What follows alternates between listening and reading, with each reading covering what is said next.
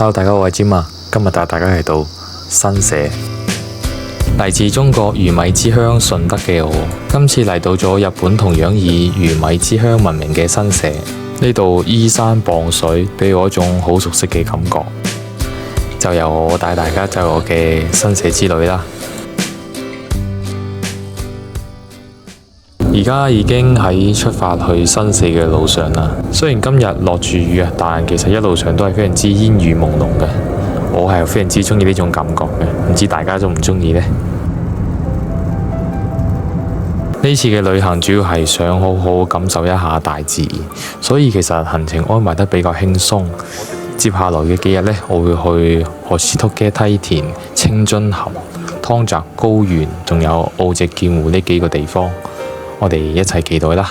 啱啱已經 check in 完啦，呢間房就我哋今日要住嘅房。然之後我哋今次係第一晚訂咗新社日航酒店嘅，睇下出邊嘅風景啦，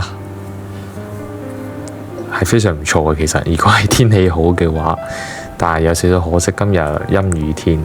呢間日航酒店係新社最高建築嚟嘅，天氣晴朗嘅時候呢，從呢度呢係可以將成個新宿市嘅景色盡收眼底嘅。而家我哋出門去食一間當地好有名嘅壽司店，叫做Sato Benke Sushi。前面個小朋友嗰對水鞋非常之得意啊，就係呢間啦。我哋而家入去排隊先，啱啱攞到個號，前面仲有100個，估計要再等1個鐘左右吧。我果然冇估錯，啱好就1個鐘多少少。而家終於到我哋上位啦，果然係嚟到咗魚米之鄉啊！第一餐我哋就先食佢呢邊新鮮嘅海鮮，仲有新社產嘅大米。呢度壽司嘅份量我感覺要比東京嘅大好多啊！而且一啖落去真係特別滿足。比較推薦嘅係佢嘅牡丹蝦壽司，仲有鮮貝壽司。最後2個人食咗8400日元。食完飯我哋就周圍去逛一下附近。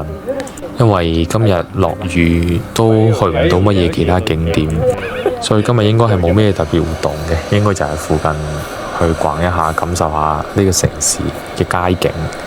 聽日呢係會去越後湯澤嗰邊嘅，然之後景點呢，暫時就只去河西突嘅梯田嗰邊，比較輕鬆冇咁趕。呢種酒應該係新社員限定吧，好似喺東京都都未見過。而家已經返到酒店啦，跟住去酒店嘅31層睇一睇。31層係一個免費嘅觀景台嚟嘅。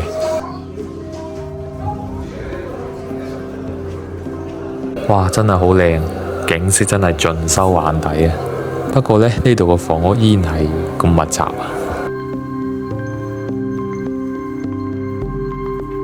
眼前呢片廣闊嘅大海呢，就係日本海啦。今日因為陰天啊，所以海面都係灰蒙蒙嘅，但睇落去就有一種寧靜嘅感覺。雖然冇太陽光，但係其實呢種感覺都係幾特別嘅。5倍鏡放大俾大家睇睇，但部船好似喐得非常之慢啊。地圖上寫住呢條河就係信濃村啊。我哋睇條信濃村上面起咗4棟橋，差唔多有。我哋而家返咗房間休息啦。因為其實都已經冇特別嘅地方要去，加上今日已經開咗有5個幾鐘車過嚟，由東京。聽日開去越後湯澤嗰邊，可能都仲要開多2個鐘左右，所以就今日就早啲休息啦。喺房間嘅窗口度影咗一段非常之靚嘅延時攝影，從傍晚到夜晚時分。大家早晨啊！哇，係咪非常之靚呢？我起身嘅第一件事就係要拉開窗睇睇出邊嘅風景究竟係點嘅。果然冇令我失望，非常之靚係。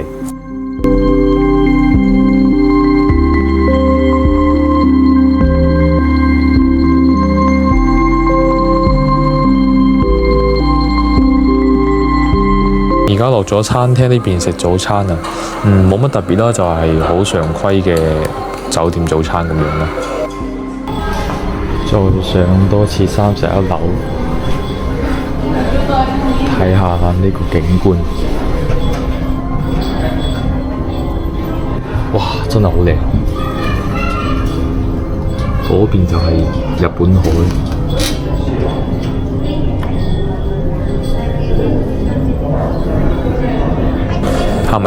日嘅 feel 完全唔同啊！果然高處體感就唔同啲。我雖然嚟到咗新社段比較鄉下嘅地方，但係呢度嘅房屋都係比較密集喎。其實，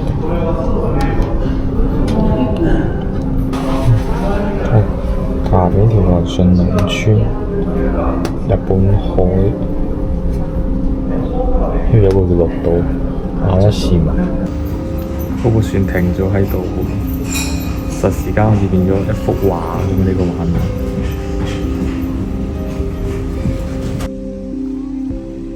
因為咁食壽司廿度啫嘛。對面？係啊。哇，好長嘅呢度。係吧？佢就咁樣喺度兜過去啊嘛，不過兜個大彎就有啲麻煩。哇，好靚！因為琴日淋雨淋到死，今日好天都唔緊要，一係好睇我喺個位置吧。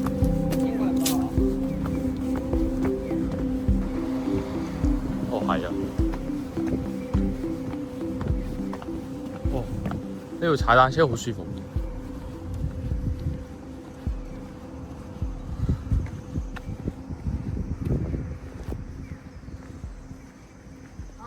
啊，係咪啊？天氣好果然係唔同啲喎。喺船全部停晒喺度喎。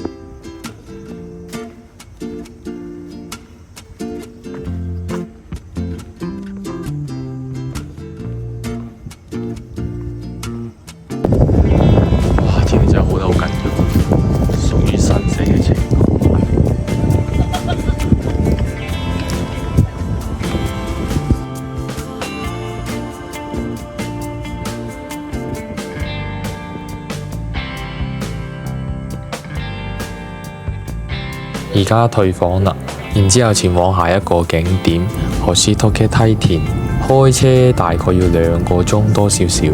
果然天氣好，開車嘅時候心情都會舒暢好多啊！喺新社開車真係非常之舒服，一路上就只有見到藍色同埋綠色兩種顏色，真係非常之養眼。哇！呢條路感覺就好似開喺美國嗰啲鄉村咁嘅感覺。經過2個鐘嘅車程，終於嚟到呢度星時梯田。呢塊介紹板上嘅相，我睇應該就係黃昏時候影或者日出時候影吧。帶大家睇睇呢個梯田，亦都係新社呢邊非常之有名嘅一個打卡景點嚟。從高處去睇呢個梯田，一層一層綠油油，真係好舒服。佢度仲有一個展望台，我哋換個角度去高嘅地方再睇睇係點樣嘅感覺。網上講呢度係有200塊唔同嘅水田，隨住四季嘅變化係會顯示出唔同風情嘅梯田。而且呢個星時梯田佢唔係觀光用地嚟嘅，而係當地嘅居民佢哋一代一代咁樣繼承落嚟嘅一個重要家產嚟嘅，係每一個農家佢哋用嚟維持生計嘅稻田。所以我哋睇嘅時候係唔可以行入去裏邊嘅，呢個大家一定要注意。上次見到咁綠油油嘅一片，仲係喺青森旅遊嘅時候。相比新社，我覺得青森佢嘅植被睇嚟會更加高一啲，更加茂密一啲。不過可惜梯田就係冇水，好似爭咗少少感覺咁樣。但總體嚟講，呢個地方我都係幾中意嘅。雖然只有梯田同綠化，但睇完之後心情就感覺幾唔錯。不過我哋而家就出發去越後湯澤嘅酒店嗰邊啦。睇完梯田，本身係要去下一個景點清津峽嘅，但係清津峽嘅工作人員講，我哋因為冇預約到票，所以今日係唔可以入場嘅。佢哋最近呢幾日都只係接受有提前預約嘅遊客。我哋而家已經嚟到酒店啦。呢座酒店係起喺山上嘅，然之後呢，佢喺山腳邊起咗5個停車場。我而家嚟得非常之早，所以非常之幸運可以停到佢最近酒店嘅停車場。越後湯澤呢邊冬天落雪嘅時候呢，就係白茫茫嘅一片，因為落雪落得非常之犀利，所以有雪國之稱。所以今年嘅冬天我都打算想再嚟一次越後湯澤呢邊，感受下呢邊雪國嘅魅力。我哋啱啱已經 check in 完啦，呢一間房就我哋今晚要住嘅房，都係非常之闊落同整潔乾淨。不過呢，就係張被嘅顏色有少少奇怪，睇下窗外嘅景色係點樣啦。其實都係非常之開闊嘅景色嚟嘅，同日航酒店完全兩種風格。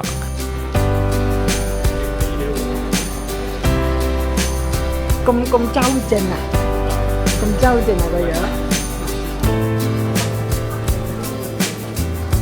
咁啊，隻手要咁啊，好似啲咁嘅隻手嘅。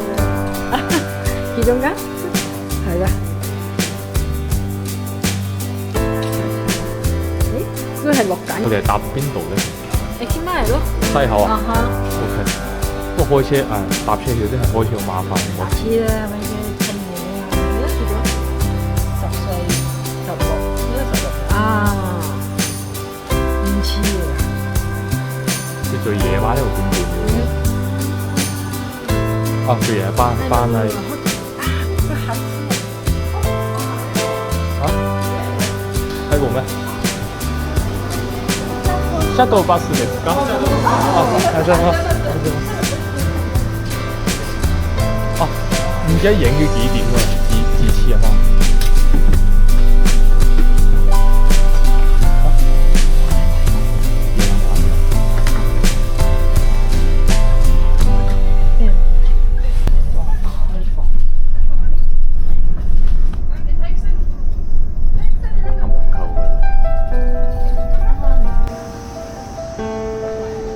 你睇頭嘅日本嘛，慶祝人哋國內人見到嘅。我一直以為佢食嗰啲冰沙啊。哦，唔係啊，佢慶祝有。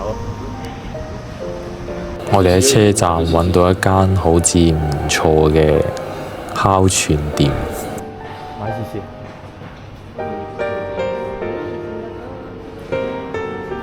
價錢還算可以，但睇佢嘅份量應該非常之大嘅。鶏もも一つ。鶏もも一つ。はい。ともつ煮。あ、もつ煮一つ。もつ煮も。はい。とタコ一つ。唔使あ、牛タン入りつくね。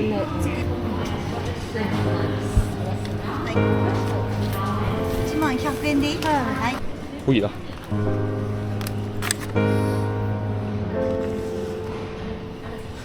果然佢嘅份量非常之大嘅，感覺都完全可以當正餐嚟食啊！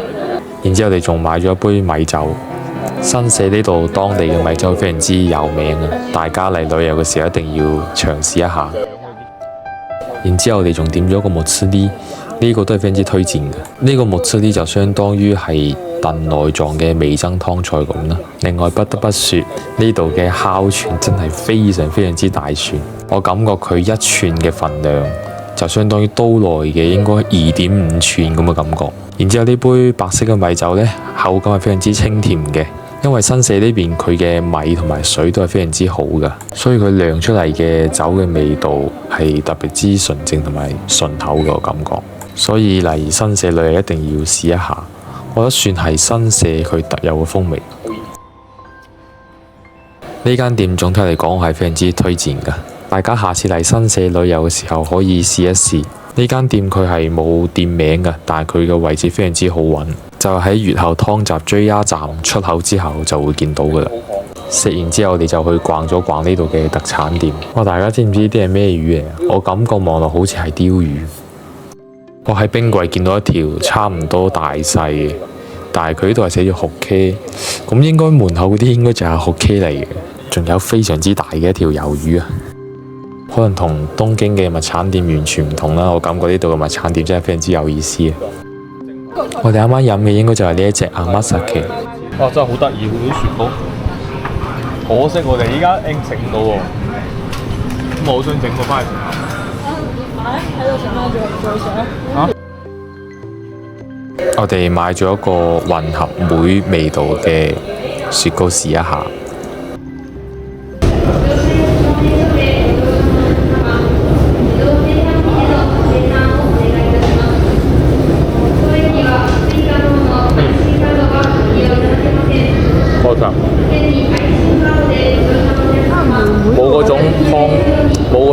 蒸嘅味。係。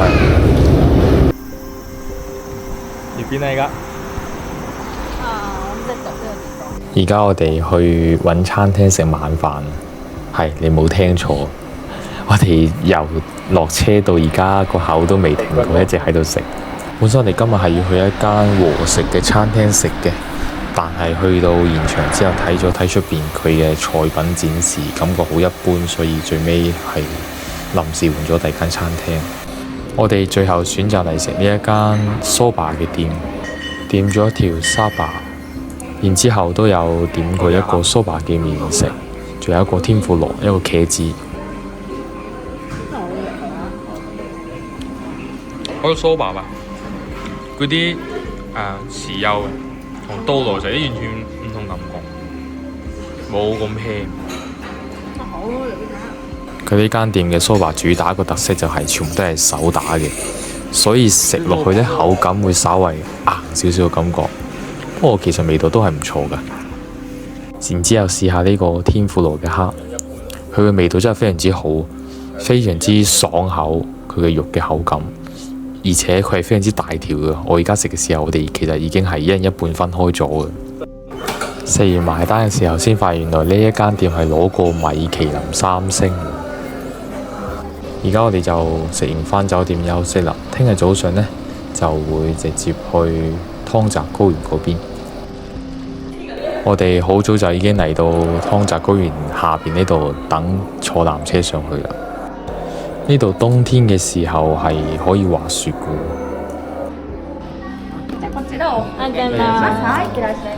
可以睇下有冇揀個柱喎，或者前邊係嘛？但係後邊好啲，後邊好啲喎。纜車係準時10點出發嘅，而家就開始上山啦。今日有少少陰天啊，但係都係可以俾大家睇睇纜車窗外嘅風景。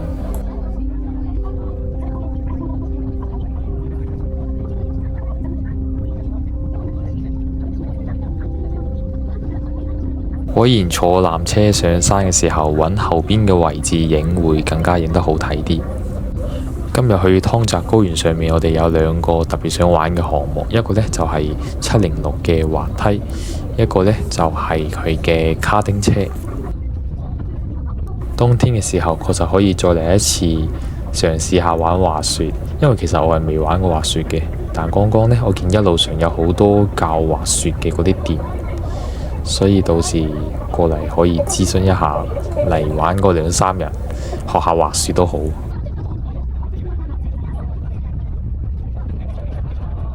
而家纜車已經爬到好高啦，應該準備就要快到啦。以前去知河鐵納斯旅遊嘅時候呢，坐過類似呢種纜車，一開始係非常之驚啊，但後尾適應咗之後就冇咁驚。而家終於上到嚟啦，大概用咗4分半左右嘅時間。我哋而家就先去買706嗰個滑梯嘅票。呢啲花非常之靚，但係唔知點解會散發出一陣好奇怪嘅味道，唔知係咩花呢？呢啲。我哋依家買應該係買嗰個11點嗰個。而家我哋已經買好票啦，就落去下邊嗰個植物園睇一睇。其實佢係有一個小纜車，即係嗰啲開放性嘅纜車可以坐落去，但係呢，有少少驚，所以我哋都係選擇行落去。感覺佢呢條落去嘅路都冇點修建過，有啲原始啊。呢條隧道呢，就係等我哋買咗票嗰706嘅嗰個滑梯隧道嚟嘅，一直滑到去山下。而家已經落到嚟下邊呢度啦。我見旁邊嗰度有個滑梯，好想過去玩一下。開始啦！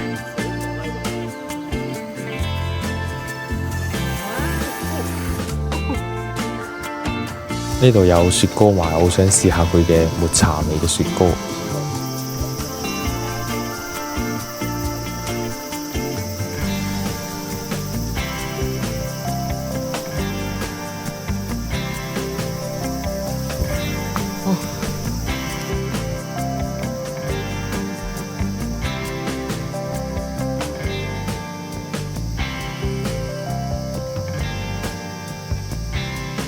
而家準備夠鐘啦，我哋就坐呢種啱啱講嘅開放性纜車上去山上排隊。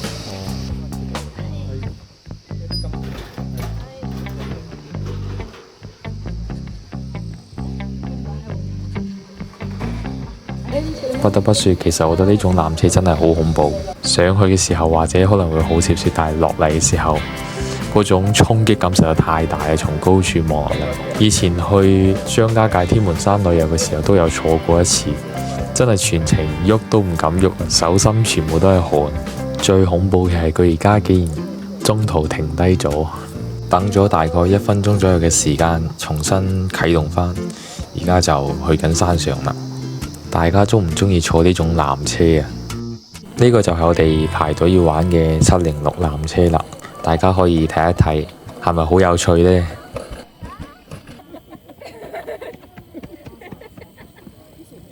排咗40幾分鐘，終於到我哋玩啦。我拎住呢條杆呢，向前推嘅時候呢，佢就會加速向前走嘅，然之後收返嘅時候呢，佢就會減速咁樣。成個滑梯嘅長度呢係706米。所以呢，佢呢個滑梯就叫706滑梯，全程大概係3到4分鐘左右咁樣。而家我哋去玩下一個項目啊，即係呢個卡丁車項目，都係湯澤高原上非常之推薦嘅一個項目嚟嘅。呢個項目唔需要點樣排隊，等咗幾分鐘就輪到我哋玩啦。等前面嗰部車開得差唔多嘅距離，而家就輪到你出發啦。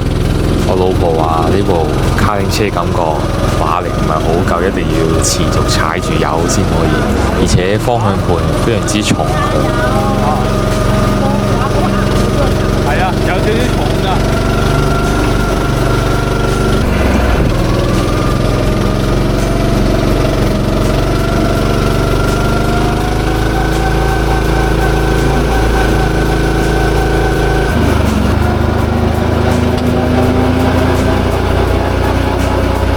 而家呢一幕影落去，感覺有少少似喺歐洲嗰啲鄉村小道嗰度開緊車咁樣。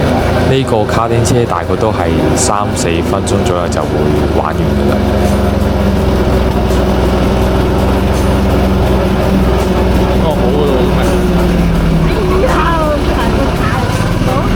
我哋而家2個必玩嘅項目都玩完啦，應該再逛一逛，影下相就會落返去山下邊去下一個景點。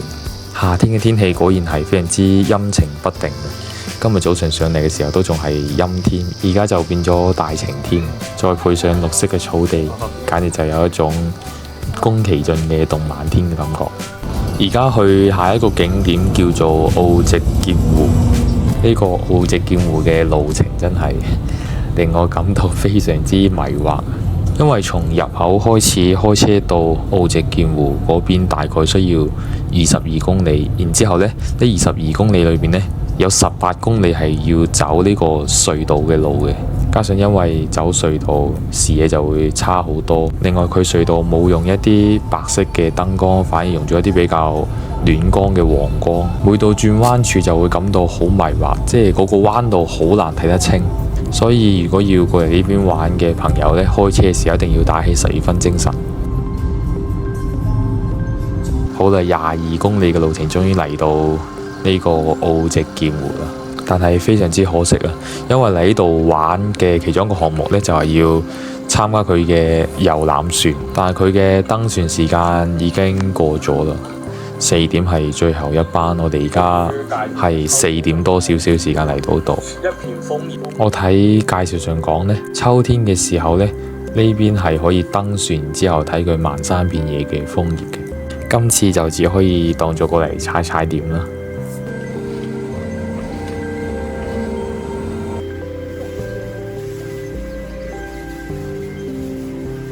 而家落咗山之後，就附近揾一間餐廳去食個晚飯先。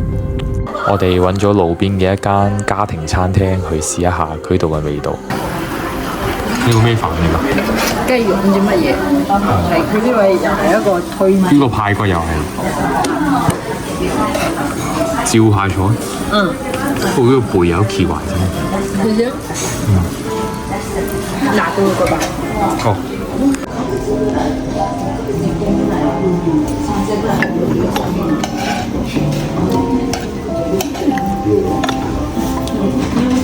今日早上我哋嚟到最後一個景點清津峽。前一兩日因為冇預約到票，所以工作人員呢就唔俾我哋入場。我哋而家呢嚟到隧道入口呢度，從隧道入口到最後嘅觀景台嗰度呢，全長係要走750米。我哋而家行緊嘅呢條隧道呢，其實係一件藝術作品嚟嘅喎。佢個名呢係叫光之隧道。2018年，中國建築師馬岩松帶領 MAD 建築事務所將呢條有咗20幾年歷史嘅觀光隧道改造成一件藝術作品。經過改造，呢條隧道就獲得咗重生啦，更加成為咗之後越後妻大地藝術節嘅一個標準作品。每年大概吸引咗30萬人左右過嚟呢邊旅遊，亦都成為咗新社縣呢邊最具有代表性嘅觀光景點。我哋而家嚟到呢個火元素嘅展望台，呢個隧道呢，佢嘅牆身係設計咗好多好似水粒咁嘅裝飾，加埋火紅色嘅燈光，再配合埋呢啲凹凸嘅面鏡，成個感覺就幾有呢個神秘氣氛。當然最有人氣嘅就係最後呢一個水元素嘅展望台，佢嘅優點係我哋可以越過呢個淺水池到盡頭，然之後去欣賞佢個隧道外嘅風景。我而家都嚟排隊啦，有一瞬間感覺自己好似跌咗水裏邊。嚟呢度影相就係影佢嘅一個背景啦，仲有你擺 pose 時候嘅一個剪影。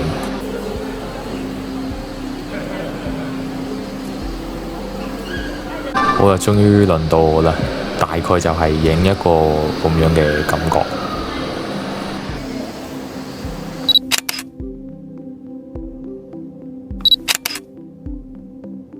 好啦，我哋嘅旅程終於都結束啦，而家就返緊去東京呢邊。其實今次嘅旅程都冇去太多嘅景點，主要都係好想感受一下新社呢個城市嘅氣息，仲有就係魚米之鄉嘅美食。如果大家鍾意我做嘅視頻，可以俾一個1鍵3連繼續支持我啊！我哋下期繼續再見啦〜